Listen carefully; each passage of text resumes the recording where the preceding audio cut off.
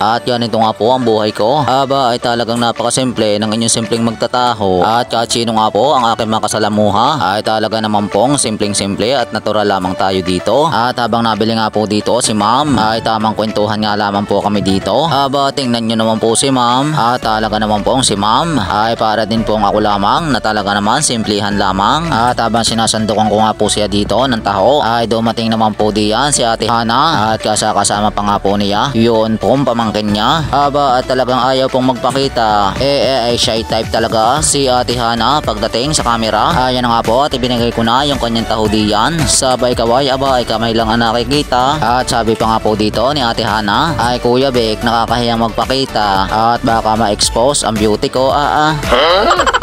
Iba talaga itong si Ate Hana. At talaga mong pong siya ay shy type sa camera.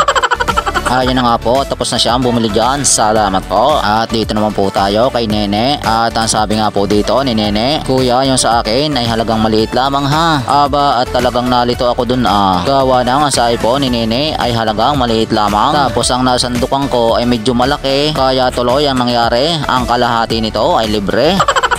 Ayan na nga po, tapos ko na siya sandukan dyan. Salamat po. At dito naman tayo kina ate ko. At sa pagmamadali ko nga po ng pagsisiting ng video, ayan tuloy, hindi ko na malayan. Against the light pala tayo. Ay sus, ginanga talaga At nang mapansin ko nga po ito ay talaga naman pong napapatingin ako sa aking video. Kaya naman po maya maya ay ililipat ko na nga po ang camera ko. Ayan na nga po at tapos ko na sandukan dyan si ate ko. Ayan na nga po at kukunin ko na dyan yung camera ko. At ang sabi ko pa nga po dito ay sandali lang po ate ko. At ililipat ko lamang po ang camera ko. At gawa ng against the light nga po ito. At pagkalipat ko nga po ng camera ko ay agad ko nga rin pong inilipat ang taho ko dito. At pagkalipat ko nga po aba syempre titingnan ko nga po kung ayos na ito. At nang makita ko nga po na ayos na ito aba syempre paspasa na po tayo ng pagsasandok ng taho ng mga ito. Mega shoutout nga po pala kay Arnel Austria Kapanot TV. Marami po salamat sa inyong lahat at sa inyong mainit na suporta sa akin. Aba tingnan nyo naman po dito si ate ko. At talaga naman pong sila ay nagkakatawanan pa dito. At kung hindi nga po ako nagkakamali ay magkakamag-anak itong mga customer kong ito dito. At habang nag-i-edit nga po ako dito ay talaga naman pong ako ay napapangiti. Gawa ng masaya nga po ang mga customer ko habang nabili sa akin ng taho. Ayan na nga po at sinatutoy na lamang ang natira diyan. At ang sabi nga po ng mama ni Totoy dyan, Kuya Taho, ang sa amin ay dalawa na lamang. Sabay pahabol ng mama ni Totoy dito ay Kuya Taho, yun na lamang pong pinakamalaki ho. Ayan na nga po at yung pinakamalaki na nga po yan ang aking sinasandukan dyan. Hanggang dito na lang po ang aking video at marami pong salamat sa panonood ninyo. Hanggang sa muli, paalam.